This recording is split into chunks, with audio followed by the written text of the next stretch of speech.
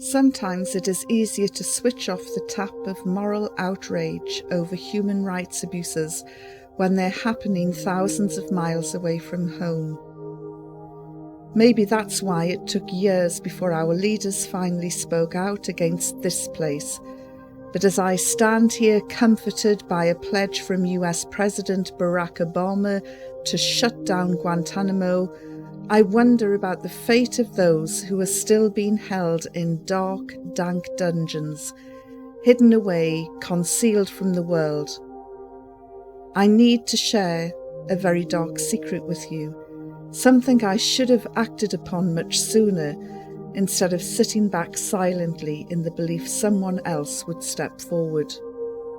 I thought the ghostly figure I conjured up from the darkest recesses of my imagination would go away eventually, but after my trip to Guantanamo, the spectre loomed even larger from the inky blackness.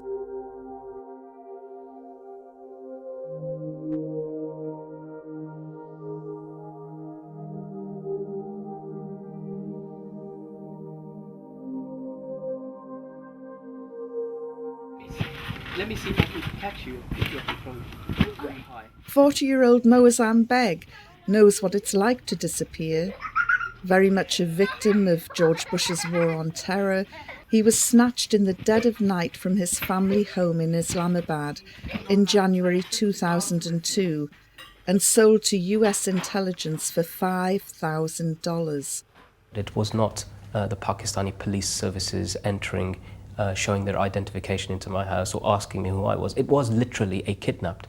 The only difference was that there were Americans present who were dressed as Pakistanis. The British-born father of four was then taken to Bagram Air Base in Afghanistan and eventually ended up in Guantanamo Bay. After 3 years of detention without charge or trial, Moazzam Beg was released and returned to the UK. We had spoken many times before, but his revelations about Bagram were the most chilling. Bagram for me meant murder. For me it meant torture.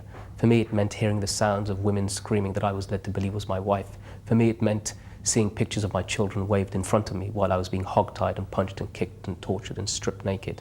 For me it meant watching people having their hands tied above their heads with a hood placed over them and being punched and kicked to the point that they were killed. When Moazzam first told me about hearing a woman's screams there, I had my doubts.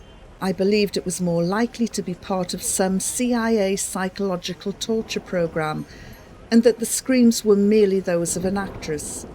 You mentioned women screaming, yet I've spoken to a Lieutenant Colonel Mark Wright at the Pentagon, and he is emphatic that there are no women in Bagram.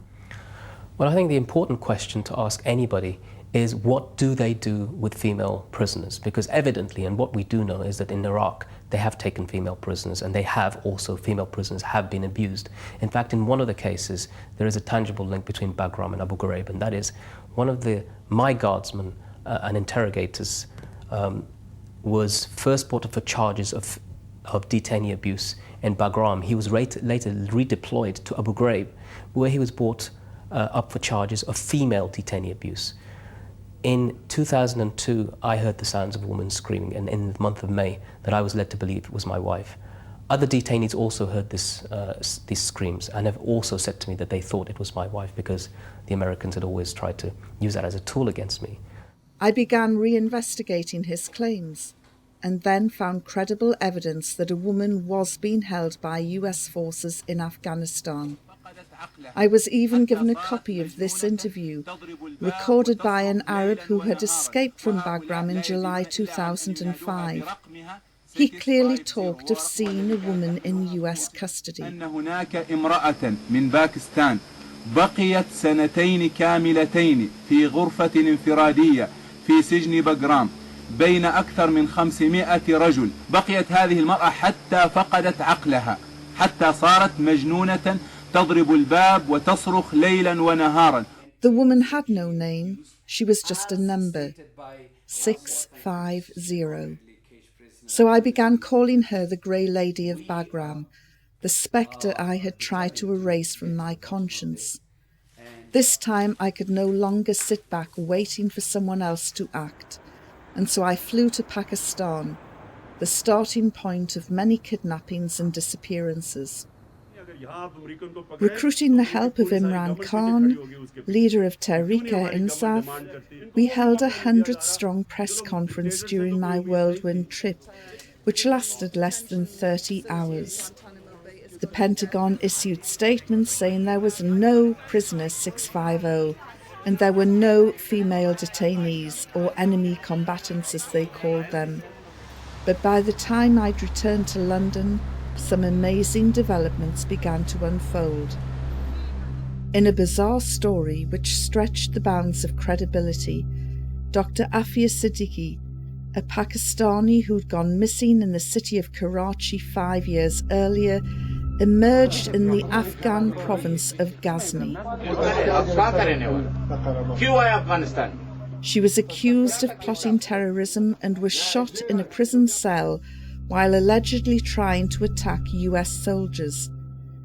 After emergency surgery, she was then flown off to America and charged with attempted murder.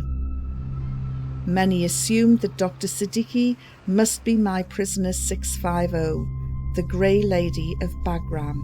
We want to know what happened to Afia Siddiqui from 31st of March 2003 until 17th of July 2008.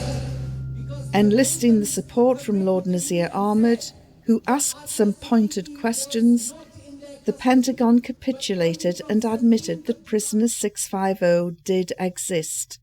It was a major breakthrough, but then they said she was not Dr. Afia Siddiqui. Although the US officials assured me my search for the Grey Lady of Bagram was concluded, I was not convinced. In fact, far from it. As far as I was concerned, this was just the beginning, and I knew I needed to return to Pakistan once more to ask people for their help in finding the Grey Lady. It is now more than 5 months since I began my search. However, I'm still no further forward in my original goal, which was to find prisoner 650. Tomorrow, I'll be attending a huge Muslim rally, probably one of the largest in the Muslim world, more than 500,000 people, and I will be appealing to them to help me find 650. The conference was organised by the popular Pakistani political movement Jamaat-e-Islami. It was their annual get-together with leaders from around the world in attendance.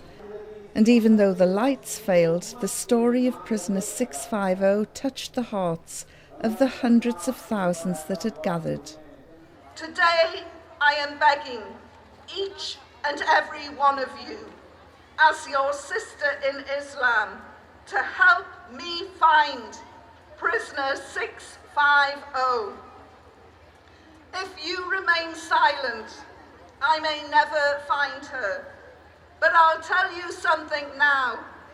I can hear her screams. And when you go to bed tonight, you will also hear her screams.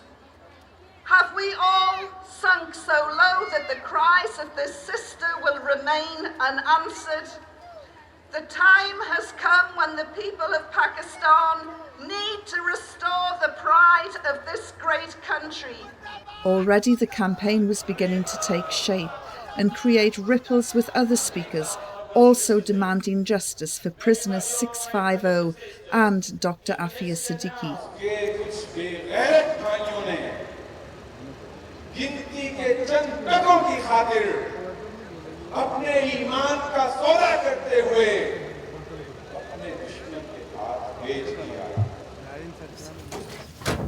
Thank you. And it was inspiring, it was forceful, it was revealing.